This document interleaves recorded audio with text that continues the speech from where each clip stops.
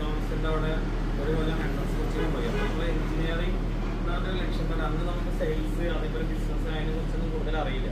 അപ്പോൾ വീട്ടിലത്തെ അവസ്ഥ കാരണം താൽക്കാലികമായിട്ട് ഇപ്പോൾ നമ്മളവിടെ സ്റ്റോപ്പ് ചെയ്തിട്ട് ഒരു ഷോപ്പിൽ ഫർണിച്ചർ ഷോപ്പിൽ ഇതേപോലെ സെയിൽസിനും കാര്യങ്ങൾക്കായിട്ട് വർക്കിന് കയറി.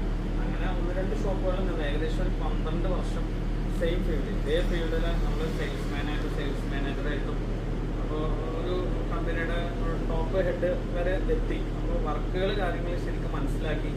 അപ്പോഴാണ് സ്വന്തമായിട്ട് ഇങ്ങനെ ഒരു ഫർണിച്ചർ നമുക്ക് ചെയ്യണം, അതേപോലെ ഓൺലൈനിൽ ഒരു യൂട്യൂബിൽ നമ്മൾ ഓഫറുകളൊക്കെ ചെയ്യണം എന്നൊരു ആശയം തോന്നി.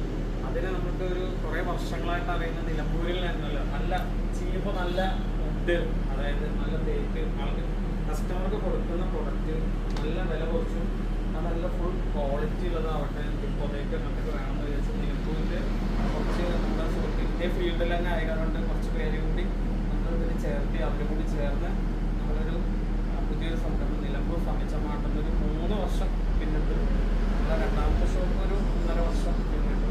അപ്പോൾ യൂട്യൂബാണ് ഫസ്റ്റ് നമ്മൾ ഷോപ്പ് തുടങ്ങുന്നതായിട്ടും അത് നിലമ്പൂർ ഫർണിച്ചർ